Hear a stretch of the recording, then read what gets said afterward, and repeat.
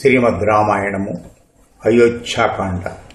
ఇప్పటి వరకు మనం 25 శ్లోకాలు చదువుకున్నాం. 26వ శ్లోకం నుంచి ప్రారంభం చేద్దాం.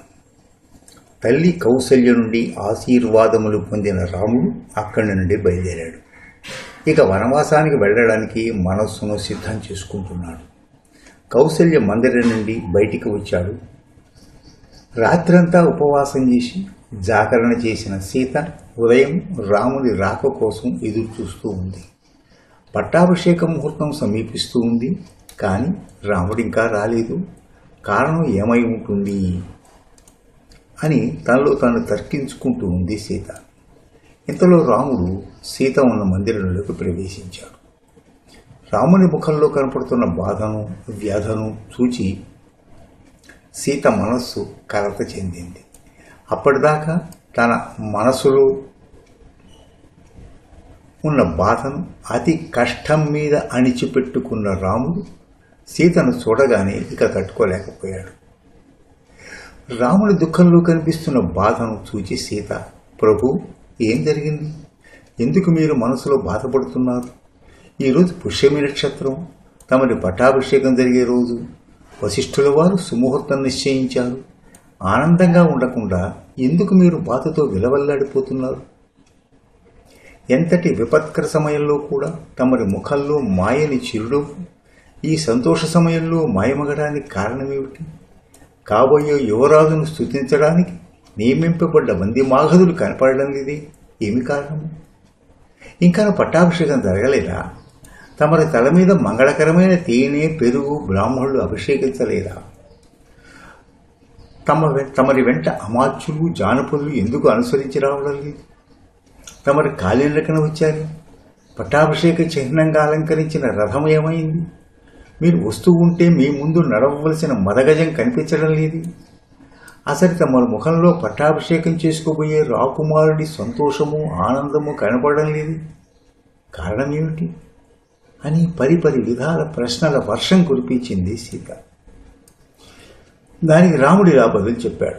ఓ సీత, నా తండ్రి నన్ను అరణ్యవాసానికి వెళ్ళమన్నాడు. నీకు ధర్మాలని తెలుసు.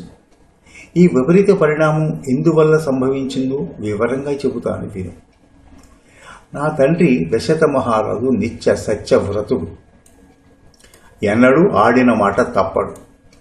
నా తండ్రి నా తల్లి కైకకు పూర్వం 2 వరాలు ఇచ్చాడట. నా పట్టాభిషేక వార్త విన్న కైక నా తండ్రిని ఆ 2 వరాలు ఇప్పుడు ఇవ్వమని కోరిందట. అందులో మొదటి వరము నేను 14 సంవత్సరములు అరణ్యవాసం చేయాలి. 2వ వరము నాకు మారుగా భరతునికి యవ్వరాజ పట్టాభిషేకం జరగాలి. దానికి నా తండ్రి సమ్మతించాడు. నా తండ్రి ఆజ్ఞ మేరకు నేను వనవాసానికి పోతున్నాను. ఈ మాట నీతో చెప్పిపోదామని వచ్చాను. నేను లేని సమయంలో నువ్వు చాలా జాగ్రత్తగా ఉండాలి సుమా. యువరాజు భరతుని ముందు నా గురించి కానీ నా గుణగణముల గురించి కానీ నువ్వు మాట్లాడకూడదు. ఎందుకంటే రాజులు తమ ముందు ఇతరులను పొగరడం సహించలేరు. ఇంకొక మాట, నిన్ను పోషించవలసిన బాధ్యత భరతునికి లేదు. నీవు భరతునికి అనుకూలంగా ఉన్నంతకాలమే నీవు ఇక్కడ క్షేమంగా నిశ్చింతగా ఉండగలవు.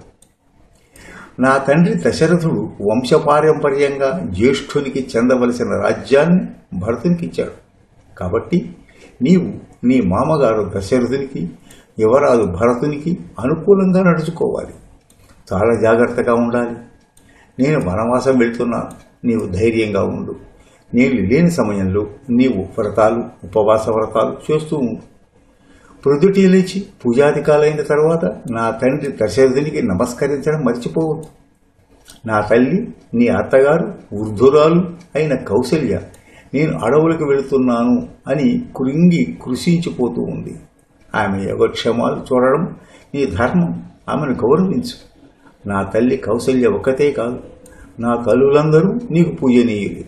వారిని అందరినీ గౌరవించు. నా తమ్ముడు భరతుడు శత్రుఘ్నుడు నీకు సోదర సమానులు మరియు పుత్ర సమానులు. వారిని తగురీతగా ఆదరించు. పైగా భరతుడు ఇక్ష్వాకు కులానికి అయోధ్యకు రాజు. అతని మీద పగ ద్వేషం పెంచుకోవద్దు. సాధారణంగా రాజులు తమను సేవించేవారిని ఆదరిస్తారు, లేకపోతే ద్వేషిస్తారు. కాబట్టి భరతుని నువ్వు ఒక రాజుగా ఆదరించు, నీ ధర్మాన్ని నువ్వు నిర్వర్తించు. ఈ 14 సంవత్సరాలు నువ్వు అయోధ్యలోనే ఉండు, నేను వనవాసానికి పోతున్నాను అని మనసు మాత్రం కష్టపెట్టుకోకు. నేను ధైర్యంగా ఉండు, నన్ను సంతోషంగా అరణ్యాలకు సాగనంపు అని అనునయంగా పలికాడు రాముడు. రాముని మాటలు విన్న సీతకు చిరుకోపం వచ్చింది. ఏమిటండి మీరు మాట్లాడేది? నాకేం అర్థం కావడం లేదే.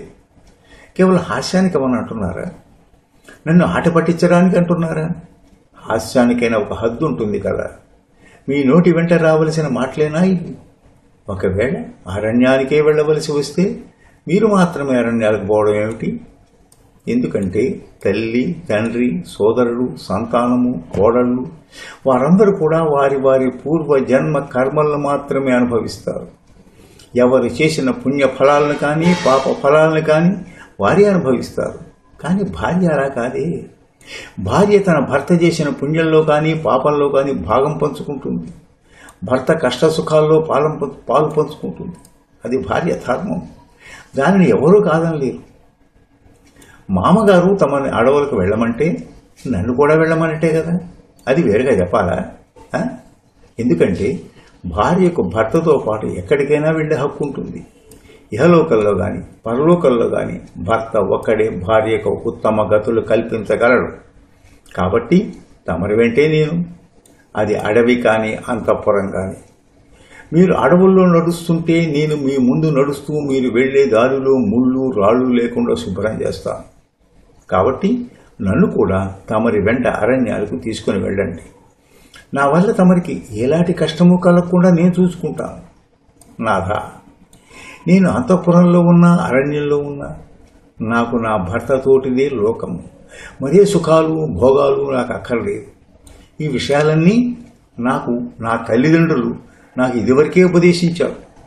ఇప్పుడు నేను ఎలా నడుచుకోవాలో నాకు ఎవరు వేరుగా చెప్ప అవసరం లేదు. మీరు వెళ్లే ప్రదేశం క్రూర మృగములతో నిండిన దుర్గమారణ్యం, కానీ నేను కూడా మీతోనే ఉంటాను. నేను అడవిలో ఉన్నా పుట్టింట్లో ఉన్నట్టే ఉంటాను. ఏ కష్టాలను లెక్క చెయ్యను. నేను నిత్యము తమరి సేవ చేసుకుంటూ బ్రహ్మచర్యాన్ని పాటిస్తూ అడవుల్లో స్వేచ్ఛగా విహరిస్తాను. నేను కూడా తమరితో పాటు ఫలాలు కందమూలాలు తింటూ బతుకుతాను. మిమ్మల్ని అది తమ్మని ఇది తమ్మని ఇబ్బంది పెట్టను. నాకు కూడా ఎన్నాళ్ళ నుండో అడవుల్లో విహరించాలని, అక్కడ ఉన్న హంసలను నెమళ్లను వాటి సౌందర్యాన్ని చూడాలని, తామర పూల పొలంలో స్నానమాడాలని ఎంతో కోరికగా ఉంది. ఆ కోరిక ఎన్నాళ్లకు తీరుతూ ఉంది. ఈ మాదిరిగా మీతో 1,00,000 సంవత్సరాలు కూడా ఆనందంగా గడిపేస్తాను. ఇక నా భద్రత అంటారా? మహావీరులు మీరు నా పక్కన ఉండగా నా భద్రత గురించి నాకు భయం ఎందుకు? కాబట్టి మీరు ఎలా తండ్రి మాటను మన్నించి అడవులకు వెళ్లాలని నిర్ణయించుకున్నారో నేను కూడా తమరి వెంట రావాలని నిర్ణయించుకున్నాను. నా నిర్ణయంలో మార్పు లేదు. ఎందుకంటే నాకు తమరు లేకుండా స్వర్గం కూడా తృణప్రాయమే. తమరు ఎదురుగా ఉంటే దుర్గమారణ్యం కూడా స్వర్గతుల్యమే. కాబట్టి నన్ను తమరి వెంట తీసుకొని వెళ్ళండి, లేకపోతే నేను ఆత్మహత్య చేసుకుని మరణిస్తాను. కానీ మిమ్మల్ని విడిచి ఒక్క క్షణం కూడా బతకలేను అని సీత తన నిర్ణయాన్ని స్పష్టంగా రామునికి తెలియజేసింది. సీత చెప్పిన మాటలు ఎంతో ఓపికగా విన్నాడు రాముడు. అరణ్యం అంటే ఏమిటో, అది ఎలా ఉంటుందో వివరంగా చెప్పి సీతను తనతో పాటు వనవాసానికి రావడాన్ని ఆపడాము అని అనుకున్నాడు రాముడు. సీతతో మరలా ఇలా చెప్పసాగాడు. ఓ సీత, నీవు ఉత్తమ కులంలో పుట్టావు, సుకుమారంగా పెరిగావు. పుట్టింట్లో గాని అత్తగారింట్లో గాని ధర్మం తప్పకుండా సంచరిస్తున్నావు. ఇప్పుడు కూడా నా మాట విని ఇక్కడే ఉండు. భర్త మాట వినడం భార్య ధర్మం కదా. అది నీకు నాకు సుఖప్రదం. అరణ్యాల్లో ఉండే బాధలు నీకు తెలియవు. నీ మేలు కోరి చెబుతున్నాను. నా మాట విని నువ్వు ఇక్కడే ఉండు. నీకు ఏ లోటు రాదు. చిన్నప్పటి నుండి సుఖాల్లో పెరిగిన దానివి. ఆ అడవుల్లో కలిగే కష్టాలు ఎలా తట్టుకుంటావు? అడవుల్లో సుఖమనే మాటే వినపడదు, అన్నీ కష్టాలే. ఎత్తైన కొండల మీద నుండి దుమికే సెలయేళ్ల ధ్వనులు, పుల్లల గాండ్రింపులు, సింహ గర్జనలు, అడవి ఏనుగుల గింకారాలు మహాభయంకరంగా ఉంటాయి. అడవుల్లో సంచరించే క్రూర మృగాలు మానవులను చూడగానే మీద పడతాయి. వాటి బారి నుండి తప్పించుకోవడం చాలా కష్టం. పైగా నగరాల్లో ఉన్నట్టు అడవుల్లో రాజమార్గాలు ఉండవు. అన్నీ ముళ్ళు రాళ్లతో నిండిన ఖాళీ మార్గాలే. పైగా తాగడానికి మంచినీరు కూడా దొరకదు. తినడానికి తిండి దొరకదు. రాలిపడిన పళ్ళు తినాలి, లేకపోతే దొరికిన వాటితో కడుపు నింపుకోవాలి. ఒక్కోసారి అవి దొరకకపోతే ఉపవాసాలు చేయాల్సి ఉంటుంది. పగలంతా నడక, రాత్రి నేల మీద పడక, నిద్ర పట్టదు. జీవితం దుర్భరంగా ఉంటుంది. కట్టుకోవడానికి బట్టలుండవు. నారచీరలు, ఆకులు కట్టుకోవాలి. వనవాస వ్రతంలో ఉన్నవారు నిత్యము దేవతలను, పితరులను, అతిథులను పూజించాలి. 3 పుట్ల స్నానం చేయాలి. స్వయంగా పూలు పండ్లు కోసుకొని రావాలి. ఋషులకు మునులకు పెట్టాలి. మిగిలింది మనం తినాలి. అది మితంగా తినాలి. దొరికింది తినాలి. అది కావాలి, ఇది కావాలి అంటే దొరకదు. అందుకే వనవాసము అత్యంత దుర్భరము. నువ్వు చేయలేవు. ఇంకా సీత, వనవాస సమయంలో మనం ప్రకృతి వైపరీత్యాలను కూడా తట్టుకోవాల్సి ఉంటుంది. పెనుగాలులు వీస్తుంటాయి. వర్షాలు, గాఢాంధకారమైన చీకటి, ఆ చీకట్లో సంచరించే వివిధ రకాలైన విషము చిమ్మే పాములు, దానికి తోడు భయంకరమైన ఆకలి దప్పులు, సకాలానికి దొరకని ఆహారం, ఇవన్నీ అంతులేని బాధలు. ఇవన్నీ వనవాసంలో కలుగుతాయి. వాటిని నువ్వు తట్టుకోలేవు. వీటికి తోడు వ్యాధులు కలిగించే కీటకాలు, దోమలు, విషపూరితమైన తేళ్లు స్వేచ్ఛగా సంచరిస్తూ అరణ్యాల్లో మనకు బాధ కలిగిస్తాయి. అక్కడ నువ్వు ఒక్క క్షణం కూడా ఉండలేవు. అరణ్యాల్లో నివసించేవాళ్ళు కామక్రోధాలను విడిచిపెట్టి మనస్సును తపస్సు మీదనే లగ్నం చేయాలి. భయం అనే మాటను మనసులోకి రానియకూడదు. అది నీ పోటీదానికి సాధ్యం కాదు. కాబట్టి నీ వంటి సుకుమారికి అరణ్యవాసము యోగ్యం కాదు. నీవు ఇచ్చట్నే వ్రతాలు, ఉపవాసాలు చేసుకుంటూ నా క్షేమాన్ని కోరుతూ ఉండు. నేను క్షణంలో వనవాసం పూర్తి చేసుకుని నీ చెంత వాళ్తాను అని వనవాసంలోని కష్ట నష్టాల గురించి వివరంగా చెప్పాడు రాముడు. రాముడు తనను వనములకు తీసుకుపోవడానికి సుముఖంగా లేడు అని సీతకు అర్థమైంది. నాథా, వనవాసంలో కష్టాలుండక సుఖాలుంటాయా? ఎన్ని కష్ట నష్టాలున్నా, ఎన్ని భయానక దృశ్యాలున్నా అవన్నీ తమరి ప్రేమ ప్రవాహంలో కొట్టుకుపోతాయి గాని నాకు ఎలాంటి కష్టమూ కలిగించవు. తమరి సన్నిధిలో నేను నిరంతరము సుఖ సంతోషాలతో ఉంటాను, కానీ ఏమాత్రం దుఃఖం చెందాను. మీరు చెప్పిన క్రూర మృగాలన్నీ తమరిని చూడగానే అల్లంత దూరాన్ని పారిపోతాయే గాని మనల్ని ఏమీ చెయ్యవు. తమరు పెద్దల ఆదేశం మేరకు అరణ్యాలకు వెళుతున్నారు. నేను కూడా తమరి వెంట వస్తాను. లేకపోతే ఇప్పుడే ఇక్కడే ప్రాణత్యాగం చేస్తాను. తమరు నా పక్కన ఉంటే సాక్షాత్తు ఇంద్రుడు కూడా నా వంక తేరిపార చూడలేడు.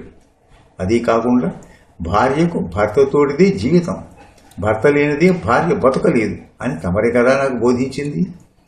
అదే కాకుండా నాథ, నాకు చిన్నప్పుడు జ్యోతిష్కులు నా జాతకం చూచి నాకు వనవాస క్లేశం ఉంది అని చెప్పారు. కాబట్టి నేను తప్పక వనవాసం చేయాల్సి ఉంటుంది. ఆ మాటలు విన్నది మొదలు ఎప్పుడెప్పుడు వనవాసానికి వెళదామా అని నా మనసు ఉత్సాహపడుతూ ఉంటుంది. ఆ కోరిక ఎన్నాళ్లకు తీరుతూ ఉంది. అది మీ వెంట వనవాసం చేయడం నాకెంతో ఆనందదాయకం. కాబట్టి నన్ను కూడా తమరి వెంట అరణ్యాలకు తీసుకుని వెళ్ళండి. నాథా, మీరు చెప్పినట్టు అరణ్యవాసంలో ఎన్నో దుఃఖాలుంటాయి, కానీ అవన్నీ అధైర్యపరులకు కానీ తమరి వంటి ధీరోదాతులకు కాదు కదా. అవునండోయ్, మర్చిపోయాను. నేను మిథుల్లో ఉండగా ఒకరోజు ఒక భిక్షుకు కూడా నా జాతకంలో వనవాసం రాసిపెట్టి ఉంది అని జోస్యం కూడా చెప్పింది. ఆ జోస్యం ఇప్పుడు నిజమవుతుంది. నాడు జ్యోతిష్కుడు చెప్పినప్పటి నుండి, భిక్షుకు చెప్పినప్పటి నుండి ఎప్పుడెప్పుడు వనవాసానికి వెళదామని ఉత్సాహంతో ఉన్నాను. కాబట్టి తమరి వెంట నన్ను కూడా వనాలకు తీసుకొని వెళ్ళండి.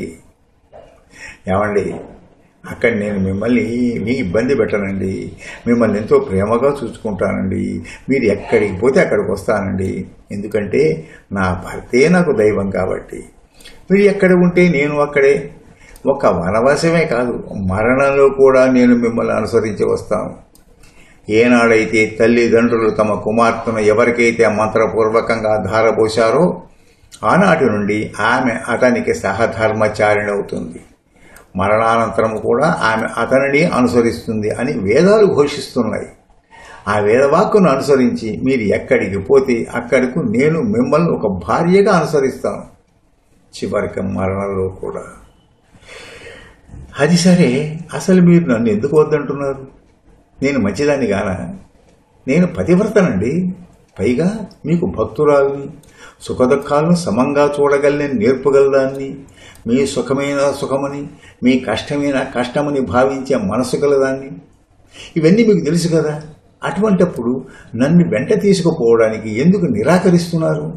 కాబట్టి నేను వెంట వస్తాను, లేకపోతే ఇప్పుడే ఇక్కడే ప్రాణాలు వదులుతాను అని నయాన భయాన బతిమాలింది సీత. సీత ఎన్ని చెప్పినా అటువంటి సుకుమారిని వనాలకు తీసుకొని పోయి ఆమెను కష్టాల పాలు చేయడం ఇష్టం లేని రాముడు ఆమె తన వంట రావడానికి సుతరాము ఒప్పుకోవడం లేదు. సీత కూడా తన్ను పట్టు విడవడం లేదు, ఏడుపు మారడం లేదు. సీత ఏడుపు మాన్చడానికి, ఆమెను ఓదార్చడానికి, ఆమెను తనతో రాకుండా నివారించడానికి రాముడు శత విధాల ప్రయత్నం చేస్తున్నాడు. రాముడు సీతను వనాలకు రావద్దని ఎన్నో విధాల నచ్చ చెప్పపోయాడు, కానీ సీత వినడం లేదు. పైగా సీతకు కోపం వచ్చింది. అప్పటిదాకా నయాన భయాన చెప్పింది, ఆఖరు చస్తానని బెదిరించింది. అయినా కానీ రాముడు వినలేదు. ఇక పతి భక్తి పక్కన పెట్టి రాముని దూషించడం మొదలుపెట్టింది. రామ, అసలు నీ మగాడివేనా? కాదు, నీవు పురుష రూపంలో ఉన్న స్త్రీని. పురుష రూపంలో ఉన్న ఒక స్త్రీని నా తండ్రి జనక మహారాజు కోరి కోరి అల్లుడిగా ఎలా చేసుకున్నాడో నాకేం తెలియడం లేదు అని అంతలోనే సర్దుకుంది సీత. నాథ, నాకు సందేహం. సూర్యునిలో తేజస్సు లేదు అని అన్న ఈ లోకం ఒప్పుకుంటుందేమో, కానీ రామునిలో పరాక్రమం లేదు అంటే ఒప్పుకోదు కదా. ఎందుకంటే అది తిరుగులేని సత్యం కాబట్టి. అలాంటి పరాక్రమవంతుడివి నన్ను అడవులకు తీసుకువెళ్ళడానికి ఎందుకు భయపడుతున్నావు? దానికి ఏమైనా బలమైన కారణం ఉందా? ఉంటే అదేమిటి? కట్టుకున్న భార్యను ఒంటరిగా వదిలి అడవులకు వెళ్ళడానికి కారణమేమిటి? భయమా లేక పరాక్రమం లేకనా? నీ భయానికి కారణమేమిటో నాకు తెలియాలి. మీరు సావిత్రి సత్యవంతుల కథ వినలేదా? సావిత్రి భర్తను అనుసరించి అమలోకానికి కూడా వెళ్ళింది. నేను కేవలం అడవులకు మాత్రం వస్తానంటున్నాను, అంతే కదా. నాథ, నేను సామాన్య స్త్రీల వంటి దాన్ని కాదు. పరపురుషుని కన్నెత్తి కూడా చూడను. నేను ఇక్కడ ఒకరి పంచన బతకలేను. నువ్వు ఎక్కడ ఉంటే అక్కడే ఉంటాను. నేను స్వయంగా నీ భార్యను, యవ్వనంలో ఉన్నాను. నీతో కొంతకాలం కాపురం కూడా చేశాను. అటువంటి నన్ను దిక్కులేని దాని మాదిరి పరాయి వాళ్ల ఇంట ఉంచడం ఉచితమా? నీవేమో తండ్రి మాటను అనుసరించి అడవులకు వెళుతున్నావు.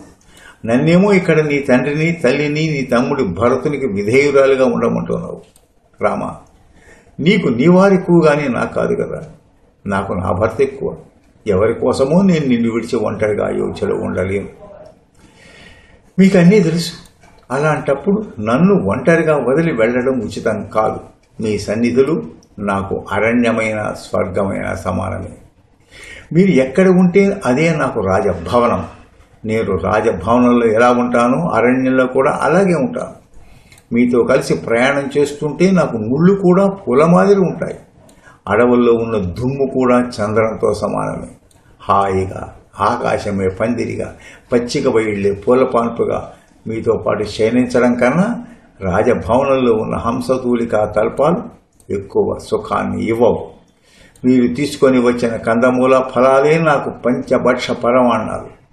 నేను అడవుల్లో ఉన్నప్పుడు మా పుట్టింటిని కానీ, నా తల్లిదండ్రులు కానీ తలుచుకొని బెంగ పెట్టుకోను. నా వల్ల మీకు ఎలాంటి కష్టమో కలిగనియను. నాకు అది కావాలి, ఇది కావాలి అని అడగను. దొరికిన దాంతో తృప్తి పడతాను. నాథ, మరలా చెబుతున్నాను, నాకు నీతోటిదే స్వర్గము, నీవు లేని చోట నరకం. కాబట్టి నన్ను తమరి వెంట తీసుకొని వెళ్ళండి. ఇన్ని చెప్పినా వినకపోతే నాకు మరణ్యమే శరణ్యమవుతుంది. అంతేగాని అయోధ్యలో నీ శత్రువుల మధ్య ఉండను. ఎందుకంటే మీ వియోగంతో నేను కొంతకాలం తర్వాతైనా కృంగి కృషించి చచ్చిపోవడం ఖాయం. అలాంటిది నీ ఎదుటినే చావడం మేలు కదా. ఒక్క క్షణమైనా మిమ్మల్ని విడిచి బతకలేని నేను 14 సంవత్సరాలు మిమ్మల్ని విడిచి పరాయి పంచని ఎలా ఉంటాను అని అనుకుంటున్నారు అని సీత రాముని కౌగిలించుకొని పెద్దగా ఏడవసాగింది. సీత కాళ్ళ నుండి కన్నీళ్లు ధారాపాతంగా కారుతున్నాయి. శరీరం వశం తప్పుతూ ఉంది. అలాగే రాముని చేతుల్లో ఉండి కిందికి జారిపోయింది. రాముడు సీతను గట్టిగా పట్టుకున్నాడు, ఓదారుస్తున్నాడు. ఓ సీత, ఎందుకు ఏడుపు? నీవు ఇలా దుఃఖిస్తూ ఉంటే నాకు స్వర్గంలో కూడా సుఖం ఉండదు. నీవరెవరికీ భయపడను, తుదక ఆ బ్రహ్మదేవుడికి కూడా. నేను నిన్ను సర్వవేళలా రక్షించుకుంటాను. నీ అభిప్రాయం తెలుసుకోవడానికి మాత్రమే అలా అన్నాను. అలా కాకుండా నిన్ను నా వెంట అరణ్యాలకు రమ్మంటే పురుష అహంకారంతో నేను నిన్ను శాసిస్తున్నాను అని నీవు అపార్థం చేసుకునే అవకాశం ఉంది. అందుకని నేను మాత్రము నిన్ను విడిచి క్షణమైన బతకగలేను అని నీతో చెప్పడానికే ఇంతసేపు మాట్లాడవలసి వచ్చింది. ఆ బ్రహ్మ మన ఇద్దరికి వనవాసం చేయమని రాసిపెట్టినట్టున్నాడు. అందుకే ఈ విపరీత పరిణామం కలిగింది. సీతాకి నేను వనవాసానికి ఎందుకు వెళుతున్నానో వివరిస్తాను. పితృవాక్య పరిపాలన మా కుల ధర్మం. దానిని నేను పాటించి తీరాలి. కారణాలు ఏమైనా నా తండ్రి వాక్యం నాకు వేదవాక్యం. ఆయన మాటలు అనుసరించి నేను అడవులకు వెళుతున్నాను. ఒక కుమారుడిగా తల్లిదండ్రుల ఎడల నా ధర్మాన్ని అతిక్రమించడానికి నేను ఇష్టపడను. నాకు నా తల్లి, తండ్రి, గురువు 3 లోకాలలో సమానం. వీరి తరువాతే నాకు దేవుడు. నా తల్లిదండ్రుల సేవ కన్నా యజ్ఞయాగాలు ముఖ్యం కావు. నా తండ్రి ఆజ్ఞను పాలించడంతోనే నాకు స్వర్గము, ధనము, ధాన్యము, విద్య, సంతానము, రాజభోగాలు లభించినట్టు భావిస్తాను. తండ్రి ఆజ్ఞను ధిక్కరించిన నాడు నాకు ఇవేమీ దొరకవు. మాతాపితరుల సేవతో నేను ఉత్తమ లోకాలు పొందుతాను. ఎందుకంటే పితృవాక్య పరిపాలన మన సనాతన ధర్మం. నిన్ను నాతో పాటు అరణ్యాలకు తీసుకుని పోయి కష్టముల పాలు చేయడం నాకు ఇష్టం లేదు. కానీ నీ దృఢ నిశ్చయం విని నిన్ను నాతో అరణ్యాలకు రావడానికి అనుమతిస్తున్నాను. నా సహధర్మచారిణిగా నీవు నా వెంట అడవులకు వస్తున్నావు. నీవు నాతో వస్తాను అని అనడం నాకు ఎంతో సంతోషాన్ని కలిగించింది. ఇటువంటి నిర్ణయం తీసుకుని మన వంశవర్గాన్ని కూడా కాపాడాడు. కాబట్టి సీత, మనకు వనవాసానికి అవసరమైన ఏర్పాట్లు చెయ్యి. నిన్ను విడిచి నేను కూడా ఒక్క క్షణం కూడా ఉండలేను కదా. బ్రాహ్మణులకు దాన ధర్మాలు చెయ్యి. వారికి భోజనం పెట్టి సంతృప్తిపరుచు. నీవు ధరించు ఆభరణాలు, విలువైన వస్త్రాలు, వస్తువులు అన్నీ నీ పరిచారికులకు, బ్రాహ్మణులకు దానంగా ఇవ్వు అని అన్నాడు రాముడు. రాముని మాటలు విని సీత సంతోషంతో పొంగిపోయింది. రాముడు చెప్పినట్టు తనది అన్న ప్రతి వస్తువు అందరికీ దానంగా ఇచ్చేసింది. విలువైన బంగారు ఆభరణాలు, రత్నాలు, మణులు, పట్టు వస్త్రాలు అన్నీ తన పరిచారకులకు ఇచ్చివేసింది. మిగిలిన విషయాలు తరువాయి భాగంలో తెలుసుకుందాం. స్వస్తి.